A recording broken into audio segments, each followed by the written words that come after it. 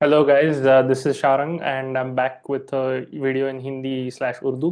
तो मैंने जो पहला हिंदी या उर्दू में वीडियो किया था, उसके व्यूज़ तो इतने ज़्यादा नहीं आए, लेकिन काफ़ी जो हमारे नाजरीन हैं उन्होंने नीचे कमेंट्स किए। उन्होंने एक तो मेरी हिंदी और उर्दू को कॉम्प्लीमेंट दिए, which for that I am very grateful. कोशिश जारी है खुद को बेहतर बनाने की। और दूसरी तो चीज़ है कि लोगों ने कहा ओके, आपने बहुत इंटरेस्टिंग टॉपिक्स दिए, बहुत यूनिक इन्फॉर्मेशन प्रेजेंट की, उसके लिए thank you. And also shout out to those people, thank you for your comments. और शुरू करते हैं आज का मौजू, जो है कि क्रिटिकल थिंकिंग क्या होता है और वो किसी भी माशरे के लिए और किसी भी शख्स के लिए क्यों ज़रूरी है। तो क्रिटिकल थिंकिंग आपने आई एम श्योर लफ्ज़ सुना ही होगा, इंटरनेट पे ये मशहूर है, प्रचलित है। हर कोई कहता है क्रिटिकल थिंकिंग चाहिए चाहिए, लेकिन बर्रे सगीर का प्रॉब्लम ये है कि हमारे स्कूल्स में हमें कभी क्रिटिकल थिंकिंग सिखाया नहीं है। हमें बस ऐसे ही था कि ये किताब है बेटा, इसमें फैक्ट्स है, इनके रट्टे लगा लो, एग्जाम में कर लो, कोई सी डिग्री लग जाएगी, नौकरी लग जाएगी, बस बात खत्म। इसके आगे कैसे सोचना है ये कभी हमें बताया नहीं गया, जो एक दुर्भाग्यवश अवस्था है। क्योंकि अगर आप हिंदू ट्रेडिशंस को देखेंगे, जो गुरुकुल की ट्रेडिशन थी, या एक बहुत लंबी बर्रे सगीर की एक इंटेलेक्चुअल ट्रेडिशन रही है, right from the time of Rigveda to Upanishad to Manusmriti to Ramayan, Mahabharat, Bhagavat Gita, Charvak philosophy, etcetera etcetera. I am not saying you have to agree with everything, right, पर एक ट्रेडिशन रही है इंटेलेक्चुअलिज्म की, और एक संस्कृत की, एक डिबेट्स की, और सोचने की। तो according to Hindu thought, it was always like कि there was always this concept of buddhi. अभी बुद्धि क्या है? बुद्धि का ट्रांसलेशन इंटेलिजेंस नहीं है, बुद्धि का ट्रांसलेशन है शऊर, यानी कि विजडम। तो शऊर आप में कैसे लाया जाए, उसके लिए आपको किसी भी आर्ग्यूमेंट को अ, तर्कों और वितर्कों के आधार पर और तथ्यों के आधार पर रखना पड़ता है। और फिर उस बेसिस पे आपको अपनी दुनिया, आपके आजू बाजू की जो आपका एनवायरनमेंट है, उसका एक्सप्लेनेशन देना है। तो that in a nutshell is what it means to think critically. Whenever you operate on what is known as a first principle basis, that is when आपको कोई प्रॉब्लम आए, तो आप सोचे कि ओके, वो कौन से बुनियादी सिद्धांत है जो मैं जानता हूँ सही है, जो ऑलरेडी प्रूवन है, और उस बेसिस पे मैं आगे बढ़ सकता हूँ। अभी क्रिटिकल थिंकिंग की इतनी जरूरत इस दौर में क्यों है? उसका रीजन ये है कि अगर आप किसी भी मुआशरे में है, तो उस मुआशरे के, उस तहजीब के कुछ बुनियादी अकीदे होते हैं। और इन ये अकीदे, आप अकीदा मतलब मूलभूत मान्यताएं जो हर समाज की होती है। और इन अकीदों और मूलभूत मान्यताओं की खूबी ये होती है कि किसी ने इनको टेस्ट नहीं किया होता कि ये मूलभूत मान्यता है, क्या ये अकीदे सच में सही है या गलत है। और अगर व्हाट इफ आपका जो आपके आपके समाज का, और अगर आप उस समाज में हो, तो आपका भी जो जो बुनियादी अकीदा है, जो इन्फ्लुएंस करेगा आप किस दृष्टिकोण से इस दुनिया को देखते हैं, क्या अगर वो अकीदा ही गलत निकला तो? फॉर एग्जाम्पल, जब आपकी परवरिश मिसाल के तौर पे आपकी परवरिश नाजी जर्मनी में हो रही है, तो आपका बुनियादी अकीदा यही है कि हम एक एक जर्मन है, तो हम एक अजीम कौम है, और हमारी अजमत पूरे जहां पर होगी, और हम पूरी जहां के हर बाशिंदे से एक अफजल कौम है। और आपका ये बुनियादी ही अकीदा है। और इस अकीदे की वजह से जो जर्मन फौज थी, उन्होंने कई गलत फैसले लिए, क्योंकि उन्होंने अपने जो एनिमी है उसको अंडर एस्टिमेट किया, क्योंकि वो उनको कमतर समझते थे।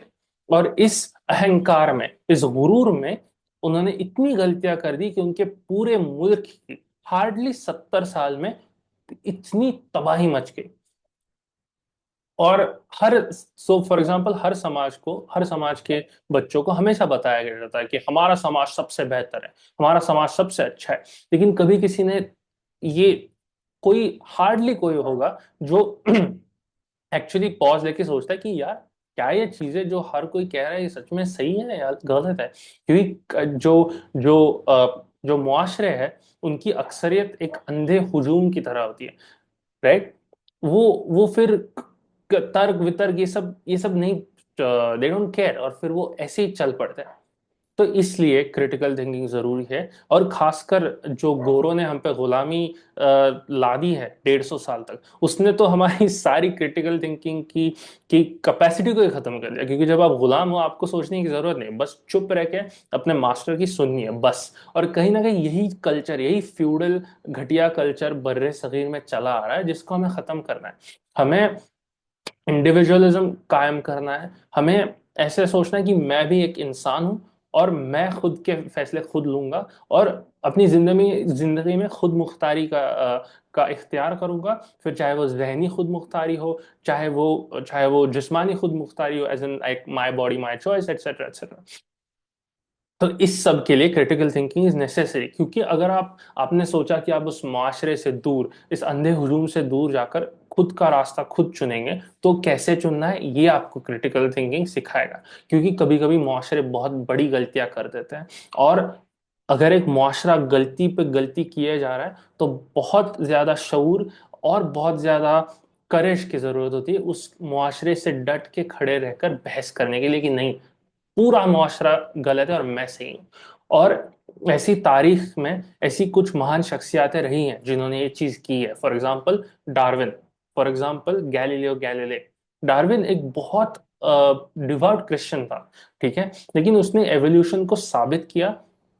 और वो एक बहुत, मतलब it's a critical theory. Darwin के एवोल्यूशन के बगैर बायोलॉजी कुछ भी नहीं है, राइट।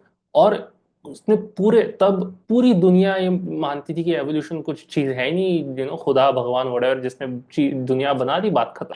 पर उसने वो उनको गलत साबित किया। तो this is what critical thinking can do to you. तो अगर आप एक उस सिचुएशन में है और आपको क्रिटिकल थिंकिंग की की शुरुआत करनी है, तो फर्स्ट ऑफ ऑल जिस आप इस मुआशरे से थोड़े दूर जाइए, दूसरों से थोड़े दूर जाइए, और एकांत में सोचिए कि आपको आपकी क्या अजम्पशंस हैं, वो क्या हकाइक है जो आपको लगते हैं हकाइक है, जो आपको अपनी मुआशरे या दुनिया के बारे में बताए गए हैं। और क्या वो, उन हकाइक में कितनी हकीकत है, ये आपको खुद तय करना है। और ये तय करने के लिए आपको उन हकाइकों को एक साइंटिफिक कसौटी में उन हकाइकों का अध्ययन करना पड़ेगा। आपको देखना पड़ेगा कि क्या उनको, तो first is to disprove them. तो संस्कृत में देयर इज समथिंग कॉल्ड तर्क और वितर्क। Tarka is the rational logical explanation of something, and vitarka is the logical attempt to disprove it. तो हर कोई जो हकाइक है, उसको आपको उस तनाजुर में तोलना है कि तर्क क्या है और वितर्क क्या है। तो what could be a pro argument for this, and what could be Contra argument. और इस फोर्स बैलेंस से आपको पता चलेगा कि सच क्या है और झूठ क्या है। तो फॉर एग्जांपल, जो मैंने पहला एग्जांपल लिया था कि नाजी जर्मनी में हर जर्मन को बताया गया था कि आप एक अजीम कौम हो, आप पूरी दुनिया पे आप अजमत पा सकते हो, वगैरह वगैरह वगैरह। तो अगर एक एक बच्चा या जवान लड़का है जो नाजी जर्मनी में है, वो क्रिटिकल थिंकिंग कैसे आरंभ करे, कि वो उसे देखना चाहिए कि क्या हम सच में अजीम कौम है, और अगर है तो उसकी उसकी पुष्टि कैसे की जा सकती है, उसकी उसका प्रूफ क्या है। प्रूफ ऐसे होगा कि आप कहीं भी जाओ, आप आराम से फतह कर रहे हो और आपको कोई शिकस्त ही नहीं दे रहा। लेकिन तारीख ने यह बताया है कि शिकस्त हुई है जर्मन्स की जंग में। और जब आपको कोई, फॉर एग्जांपल, उन्होंने यहूदियों के बारे में नफरतें फैलाई, उन्होंने यहूदियों को निचला दर्जा दिया, क्या वो सच है? तो हकाइक तो कुछ अलग थे। हकाइक तो ये थे कि विज्ञान में और हर फील्ड, इंटेलेक्चुअल फील्ड में यहूदियों का एक बड़ा किरदार था।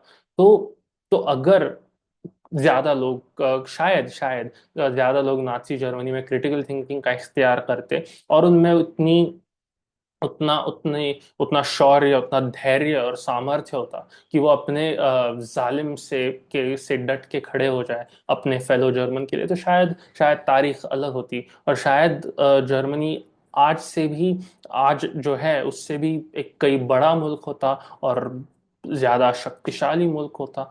लेकिन ये तो बस कुछ सवाल है जो जो अब तारीख में दर्ज है। तो thank you for this video, like share and subscribe.